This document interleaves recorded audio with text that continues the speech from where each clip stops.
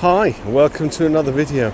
I've not done Battle Abbey and the battlefield for such a long time that I thought it'd be really interesting to just have another walk around it, take in the battlefield, look at the old abbey and its cloisters. So come along, let me get my ticket, show my membership card, and we'll get inside.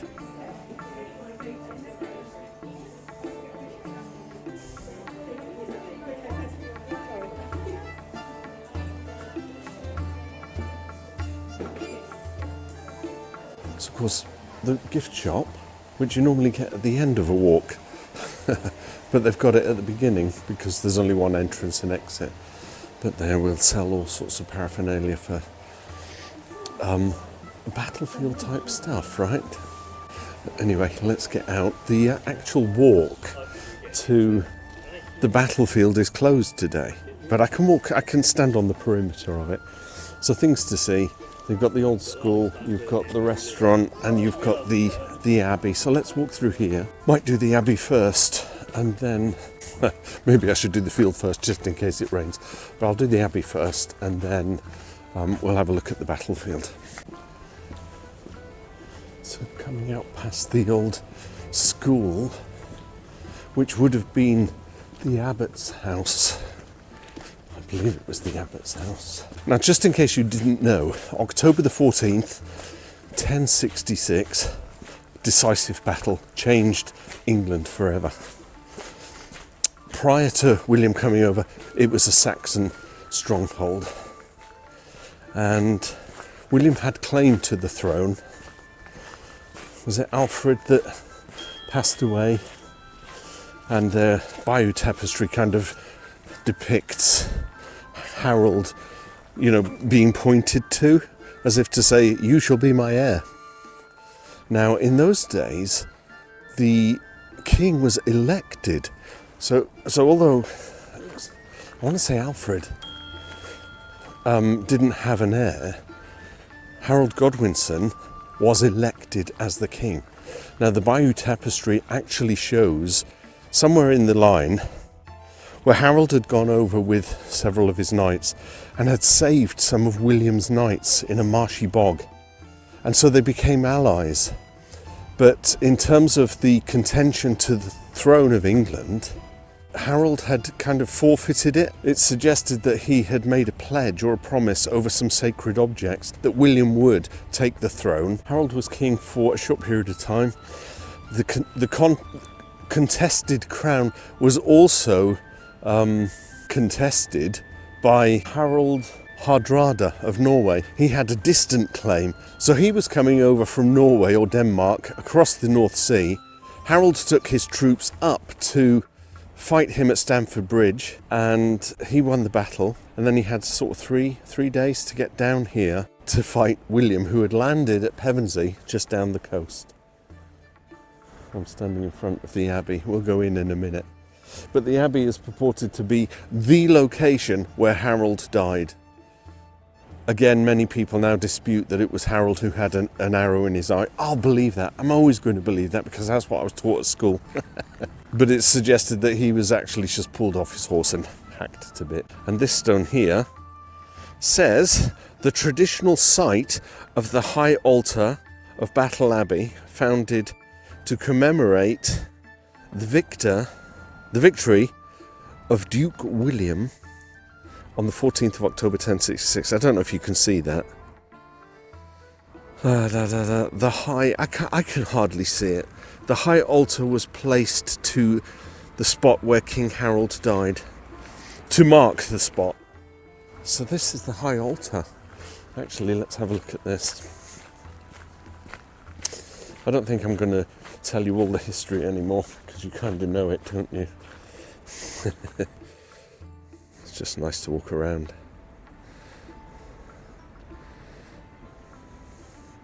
Yeah, supposed to have been erected. That must have been some edifice, right? That was the 11th century church. This is the abbey.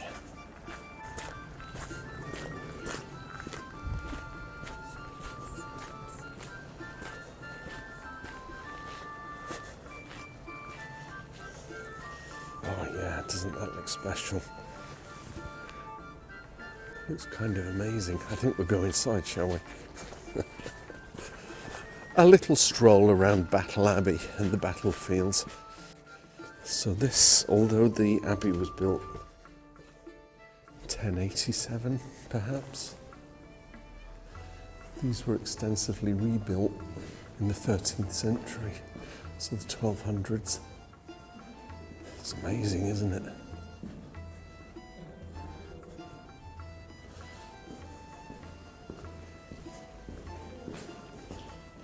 The common room.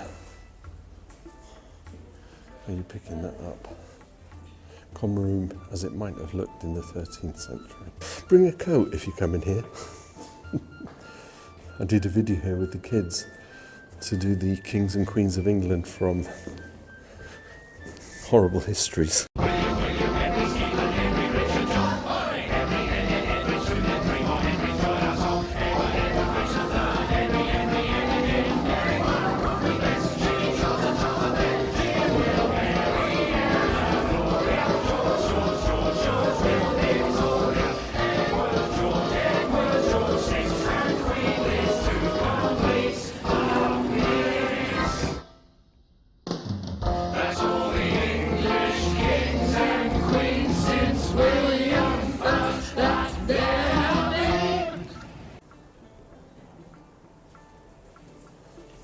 Amazing.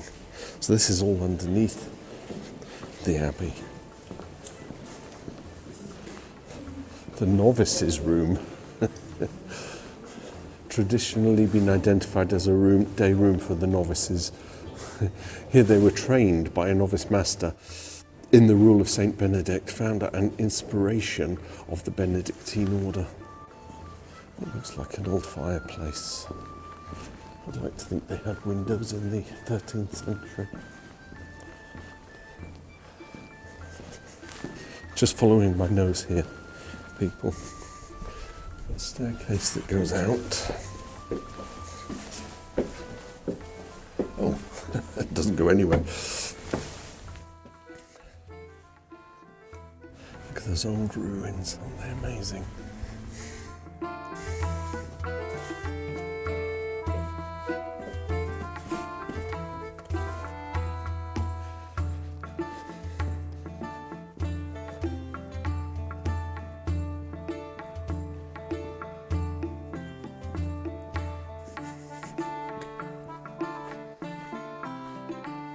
Okay, just to clarify, it wasn't Alfred, was it? It was Edward the Confessor.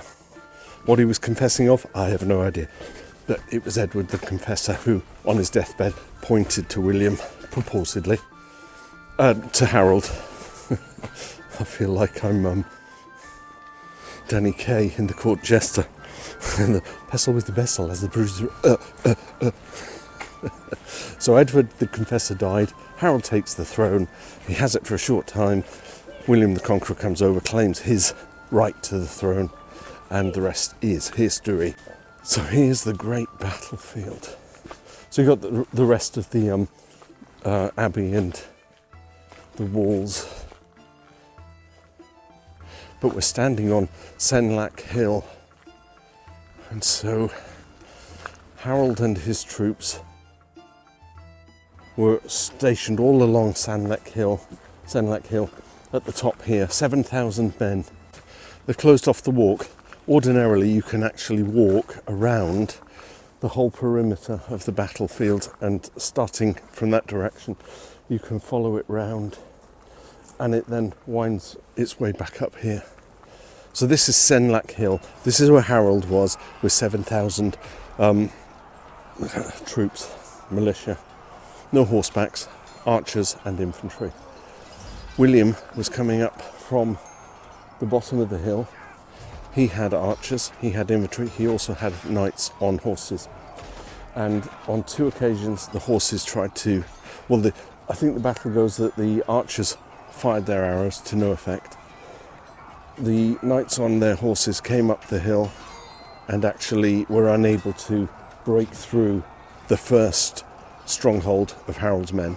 There was then a skirmish somewhere around here where William was thought to have already died, and his troops started retreating down that side of the field, causing Harold to send his troops after them. William comes charging through, "I'm alive, I'm here," words to the effect. And as he's riding back across, the armies rallied and chased the English and broke through, the English, Harold's men, broke through and killed that batch of infantry that had run down. So they retreated back up here. There was another onslaught of knights on their horses trying to break through. By now, William had correctly assumed that he could use this strategy twice, and so he feigned retreat again. Harold's men chased him down the field, but they came round on the flanks, and then the final battle happened. Bish bash bosh. Harold was taken and I think hacked to pieces. Meanwhile, his remaining soldiers fled across the back of Senlac Hill and came up towards this part of the valley. It's thought that they retreated down here and were chased by the Normans. And there's a very interesting plaque here which shows distances to London, Stamford Bridge. So of course Harold had brought his troops 220 miles to come down and confront William. I was trying to remember who it was. So the remaining troops from Harold's army were chased down this valley, and then of course William would then go through and kind of conquer the rest of England. Now it is thought, and if you've seen Tony Robinson's video on the Battle of Hastings, that this very roundabout is the actual location where Harold was slain. Not necessarily with an arrow in his eye, but certainly where he was, hacked to pieces. So when you think that Harold had already ridden his men up north to Stamford Bridge and had defeated Harold Hardrada at Stamford Bridge, and then had to bring his troops all the way back down to meet William here on the battlefield. It was a gallant effort on his behalf, that he should think that, well, we've already had victory up at Stamford Bridge. We will also have victory here. There's an archer in the field down there. Shame we can't go down.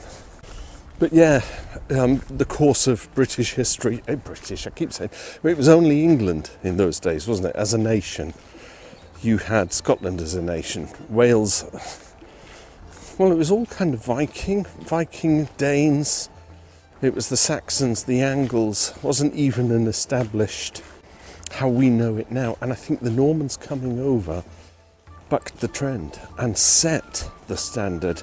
Yes, I know that they all spoke French, and French became the language for a time, during the kings of the Plantagenets. I think it was Henry II that English started becoming the standard language. But at the time of William coming over, it was all French, the Normans. So the Normans set it all. Are we all Norman? Are we Viking? Am I still part Celt because I've got Welsh blood in me? Let's just look at the field from this view. It's quite astonishing. What are we, 1066? We're now 2024, so just short of 1,000 years ago. Now, I was born in 1963, so in 2063 I'll be 100. I'll still be making my YouTube videos. I just might not be as flexible as I currently am. But in 2066 will be the 1000th anniversary of this battle. Can you imagine 14,000 men fighting here? It must have been carnage.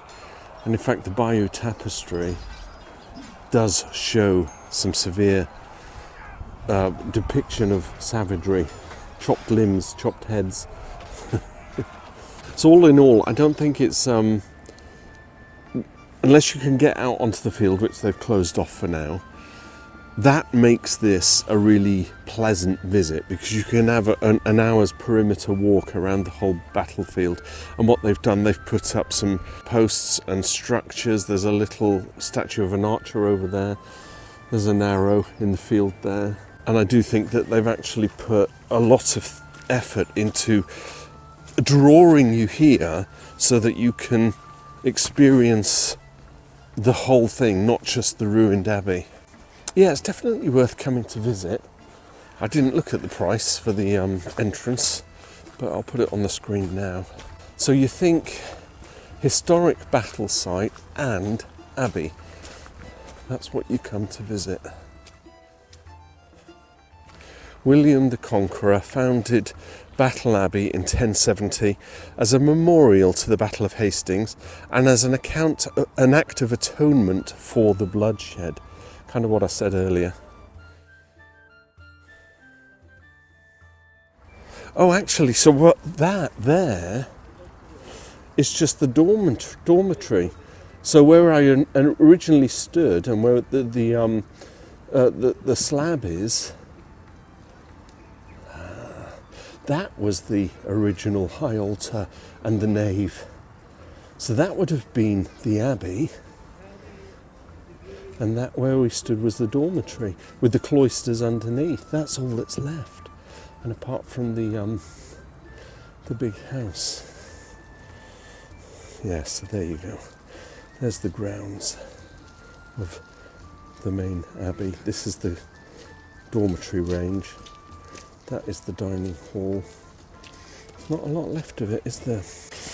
It's good to get the big picture, so at least you can see what it is you're looking at. I always thought that was the abbey. That's just the dormitory. It's where the monkeys slept. Monkeys. This reminds me a little bit of Hadrian's Wall. There's a Roman fort up there, and they've got a long stretched building like this, which were the latrines. Isn't that amazing? That still amazes me. We're talking 13th century, but the actual abbey was founded in 1070 by William, Henry Stephen, Henry Richard John, Oi. That's how we remember the kings and queens of England. So this, bearing in mind that the slab is just at the top there, and the main abbey comes down here with the nave at the far end, and this would have been underneath. This is the crypt chapels. There's no going down there today. Support structures for the flooring. We can walk around though. It's Guy Slippy, as they say in Scotland. Oh, there's floodage. Look at the foundations though, still intact. Since the 13th century. You can ordinarily go down. I'm wondering if I can get down the steps there. But the thing is, I don't want to. I think wherever I stand is going to be muddy. It's already ankle deep by the looks of it there. I'm going to put my GoPro down here in front of this signage, and hopefully I can flip it upside down and we can see what it says. Cinematography. We always have a knack of doing things if we need to get something done. Okay, a plaque. Let's look at this plaque. The choir and the crypt. Nave, crossing, high altar, choir. So that's the choir. What is the choir? The most important part of an abbey church was its eastern end. Here were the altars and the choir. Here were the altars and the choir where the monks worshipped. So it's a place of worship, isn't it? I don't get it. I really don't get the whole monks and nuns and doing things for God as if it's going to, and forgive me if you have faith or you're religious in any kind of way, but to do all of those things kind of for me says I'm making sure I have a place in heaven. And for those of us that don't consider a faith or there's just too much to talk about that, you know, breaks all the political boundaries. Don't talk about faith and politics and all of that kind of stuff. Now, I spent 17 years in a free church, evangelical church, and I know the scripture quite kind of well. And for me, it's very much a case of, if you've got a relationship with God, because God is your creator, then that's good enough for me. You know, we'll obey the commandments. We won't rob and steal and covet. We will be nice to our neighbours. We'll be generally a good chap, because it fulfills us in our life, regardless of whether there's something beyond death. I'm getting into spiritual realms now because I'm at an abbey, and it's kind of making me think about these things. But yeah, I don't get the whole life's devotion. I'm going to spend my whole life in a monastery. But of course, in the 10th, 12th century, it was all very much guided by their faith. And I think I said this in my video at Dover Castle, that if you didn't believe it, you were a heretic, likely get burnt at the stake. So the easy option is, oh yes, of course I believe. You know, just go with the flow.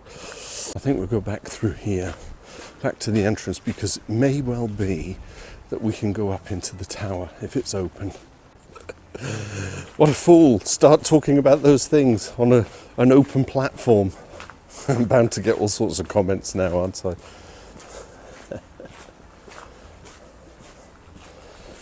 No, I'm not going to go further with that. I feel like I've got so much I want to say, but no, not for my YouTube channel. Let's go through here.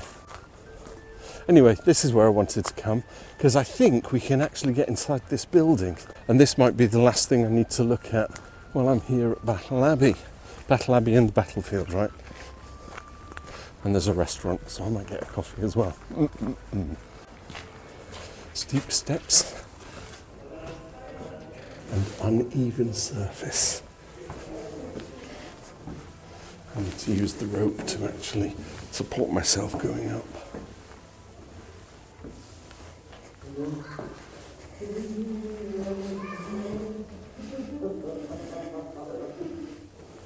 Ooh, it's like a great hall.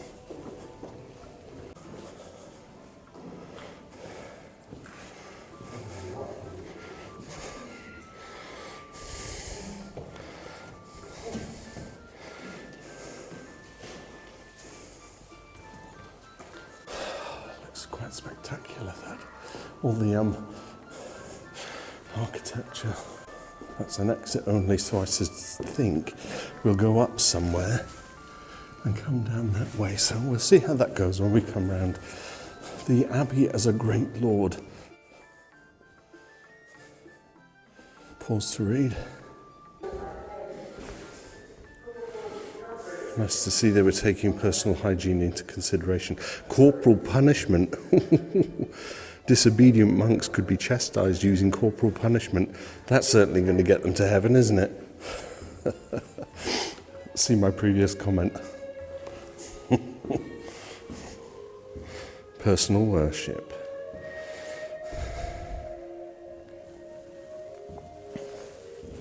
See, for me, a relationship with God is a personal thing. And I don't want to be told, these are the lines that you have to toe. You have to do this in order to worship God. I don't think it works like that, personally.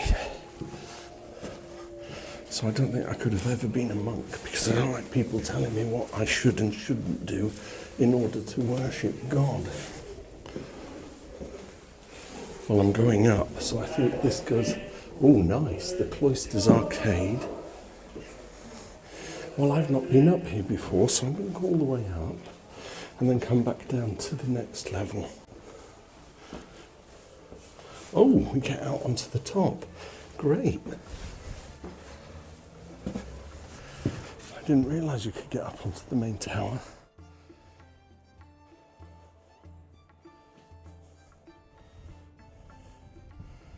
on the very spot where he secured a great victory over Harold and the English. So there you go. I've always thought the actual spot where he was slain is where they built it. But actually the whole field was the battlefield. And so the whole area is the spot where he seized victory. That's what I now read it as. Nice view out over the downs.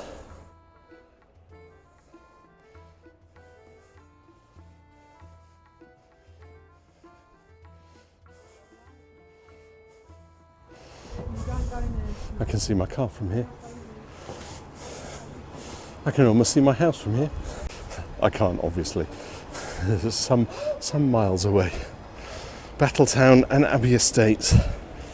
Much of the land you see was owned by Battle Abbey.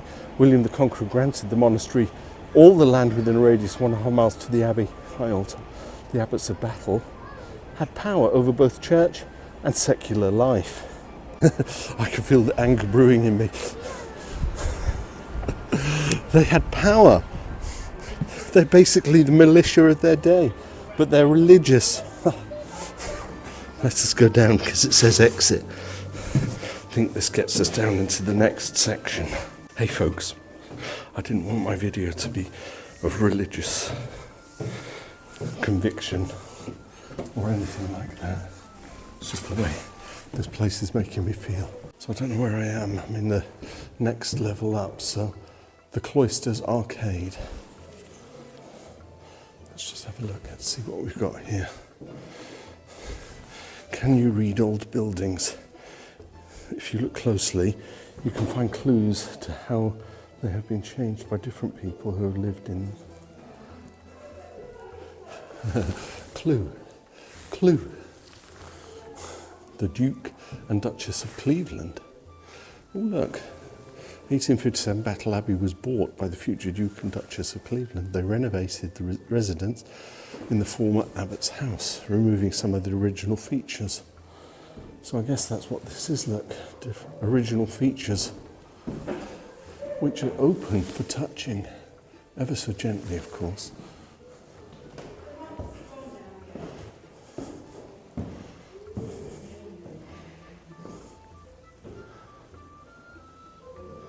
Fascinating. Intramural staircase, only recently discovered. Hidden beyond the cupboard, built with the thickness of the wall, it rose to a small mezzanine chamber in the gatehouse's northwest turret. Can we see anything up there? There you go. Henry VIII was of the same mind as me. Battle Abbey was closed in 1538 as part of Henry VIII's suppression of the monasteries because of the papal and religious. And that's what Martin Luther did. He brought about Protestantism because he believed, and correct me if I'm wrong, that we shouldn't be governed in our faith. We should be allowed to express our faith with freedom. I'm not a theologian, by any stretch of the imagination, but, you know, I think the freedom to believe what we want to believe without persecution is the way ahead, if it hasn't been for many years. Oh my word, this video's turned into a religious study. Okay, we're going back down. I think we're heading out now. And I think I might get myself a cup of tea. Oh no, there's a little exhibition by the canteen, the restaurant. Let's go and have a look at that. And we're out into the daylight. This way to the coffee that's calling me. Perhaps even a baguette. All Frenchy, you know, William the Conqueror and all that. 1066 and all that. But I think they've got a little exhibition here, so let's go see what it's about. So yeah, you can go in and get a coffee in a minute. It's all back to front. The journey back to 1066. So it's not necessarily about Battle Abbey, it's just written over the centuries. Great Fire of London, Elizabethan Age, Golden Age of English history, the House of Lancaster and York fight for the English crown over the War of the Roses, 14th century, 100 Years' War, and plague reaches England, killing 30% of the population. The Magna Carta, Magna Farta, more like. If you know, you know. 12th century, Richard I is the first king to join the Crusades in 1170.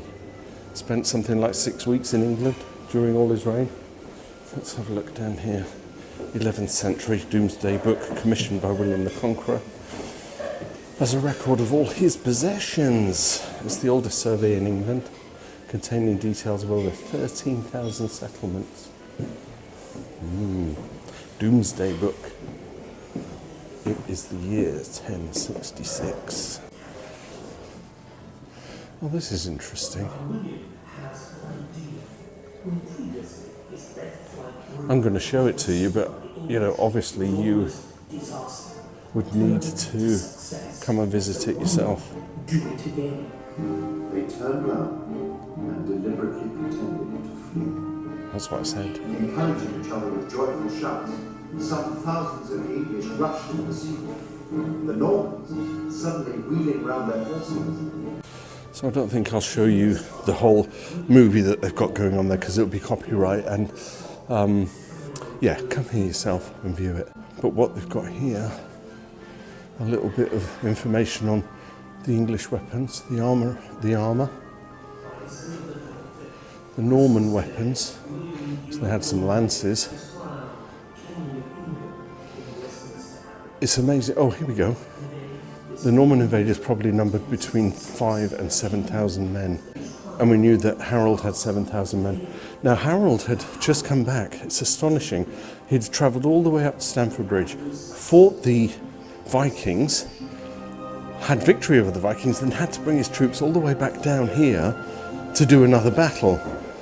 I suppose if there's one thing that Harold did that is part of his legacy, is that he ended Viking rule. So there was no more Viking, but of course William would have come over and he would have done away with the Viking rule anyway. And we know that the Normans were descendants of Vikings, weren't they? So it's rather fascinating. I don't know if I should go in there and film it. No, I'm not. I think that would be wrong. Right, back upstairs. I think there's a coffee with my name on it. Look at the size of this wedge. That could be a Norman or a Saxon bit of bread. Soup of the day, perfect for a spot of lunch. Well, that was Battle Abbey and Battlefield, and the cloisters and the choir and the nave and the dormitory. Much more extensive than I remembered from a previous visit, and I think that's probably because I only ever did the old abbey, the ruins, and a little bit of walking in front of the battlefield, but walking in that tower, fascinating, and the little exhibition downstairs with the movie, which I've yet to watch. I might watch after my soup.